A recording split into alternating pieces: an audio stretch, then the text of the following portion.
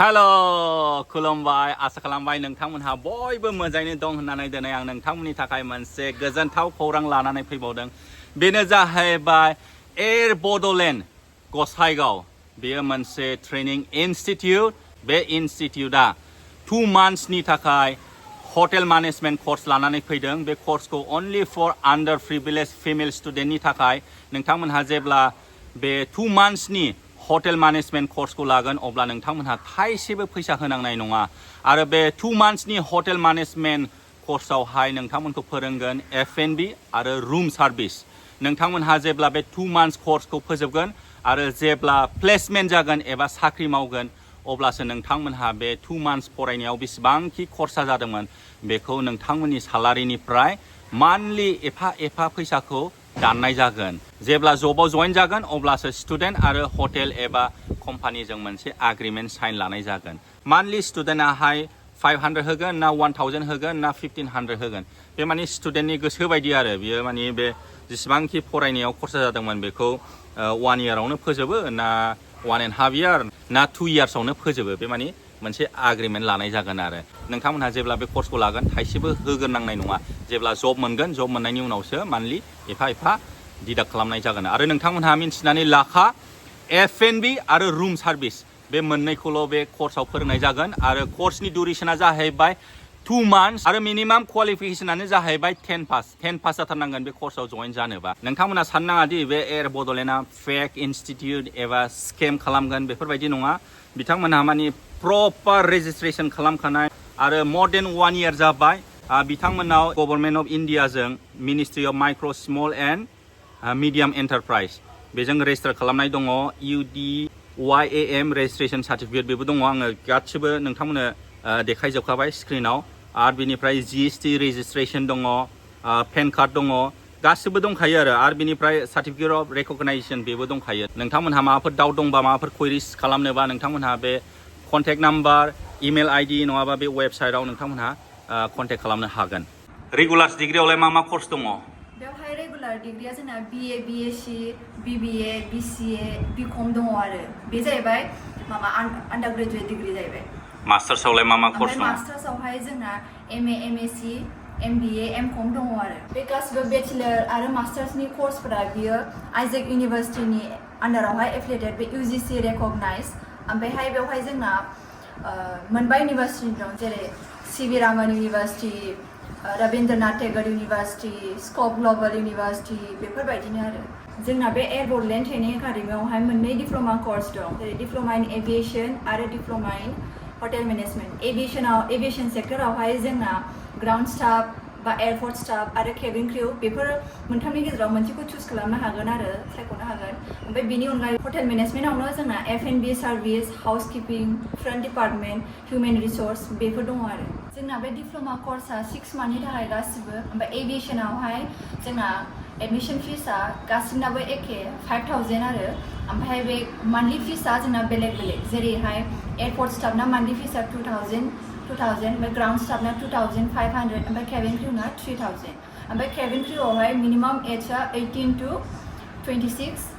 बिसिम आरो ओमफ्रायहाय एयारपर्ट स्टाफ ओमफ्राय ग्राउन्ड स्टाफआ 18 to 30 years हटेल मेनेजमेन्टनालाय बेसेबां लायो हटेल मेनेजमेन्टना जोंना बेनाबो एडमिशना 5000 आनो ओमफ्राय बेना मान्थलि फिसआ 2000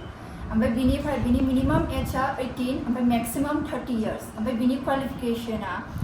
10 निफ्रायनो स्टार्ट जायो एभिएशनना मिनिमाम क्वालिफिकेशना 12 पासनिफ्राय जारौना मा नाम करिश्मा बसुमतारी ओमफ्राय जारौनालाय आंनि मुङा रिंखांस्रि रामसारि बबेनि आं गसाइगावनि आरो नोंहालाय आं बाक्सा डिस्ट्रिक्ट बाक्सानि मा कर्स लागासिनो दं दा एभिएशन कर्स बेसेबां मास जाखो 4 months जाबाय बे एभिएशन कर्स लानानै माबायदि मोनदों फोरोंनायफ्रा माबायदि गावखौनो कन्फिडेन्ट मोनदों ना मोनाखै सिगां आं जेब्ला फैदोंमोन आं कन्फिडेन्ट नङामोन बेहाय फैनानै आं कन्फिडेन्ट जाबाय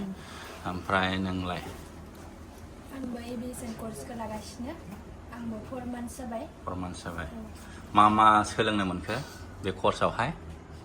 जोङो एयारलाइन्सनि बागै सोलोंनो मोनदों कन्फिडेन्ट इमप्रुभ जादों इंलिश बुंनायाव बहुद इमप्रुभ जादों ओमफ्राय आरो गावनि इन्ट्रडाक्सनखौ मारै होनांगौ बेफोरखौ सोलोंनो मोनदों नोंहाबो इंलिश एक्सपार्टखा स्मार्टखामोन इंलिश रोंखायोमोन फंबायमोनहालाय मा कर्स लादों आं बेयाव हटेलनि कर्स लागासिनो दं हटेल मेनेजमेन्टनि आरो फंबायालाय आं केबिन क्रुनि फंबायनि मुङा मा आरो बबेनि आंनि मुङा रहित बर' आं बाक्सा बर्मानिफ्राय फैदों बाक्सा बरमा आरो फंबायनालाय आंनि मुङा सुदेम बसुमतारी आं गसाइगावनि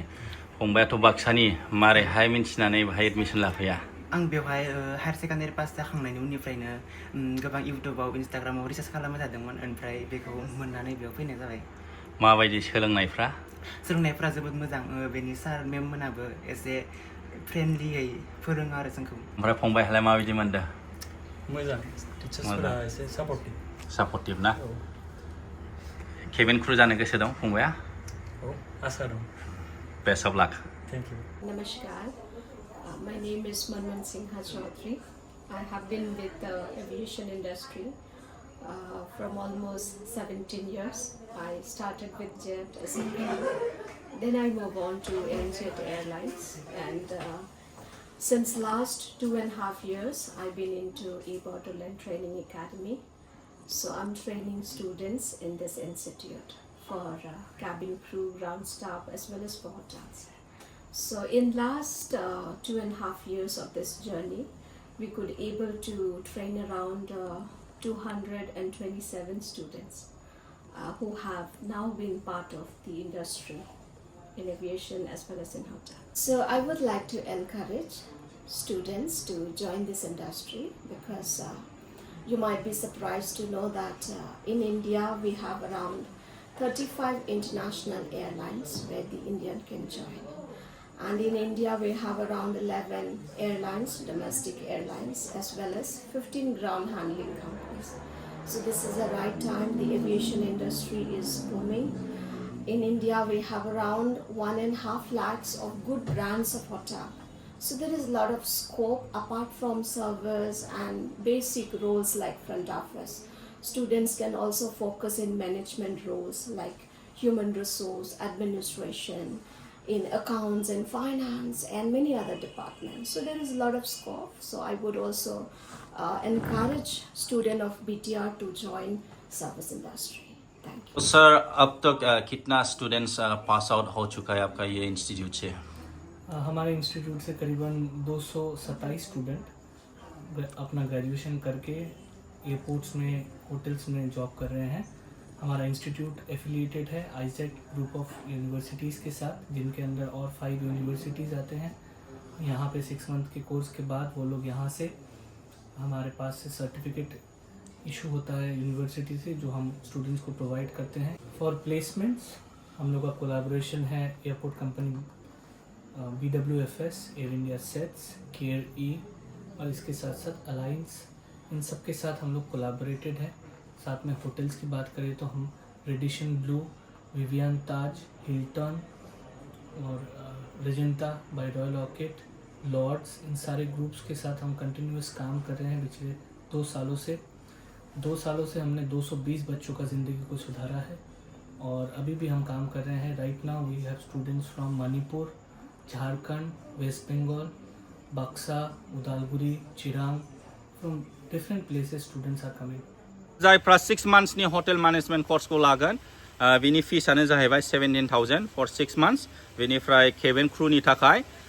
23,000 बेबो 6 monthsनि थाखाय आसा खालामबाय नोंथांमोनहा गासैखौबो बुजिखाजोब्बाय मिन्थिखाजोब्बाय आरो नोंथांमोनहा बे इनस्टिट्यूटखौ कन्टेक्ट खालामगोन होननानै सोरबा इमेल खालामनानै सोंहरनो हागोन सोरबा कल खालामनानै सोंहरनो हागोन आरो बिसिनि वेबसाइटआवबो थांनानै नायहैनो हागोन अब्ला बिदिखौ एसेयावनो फोजोबबाय बाय बाय थेंक इउ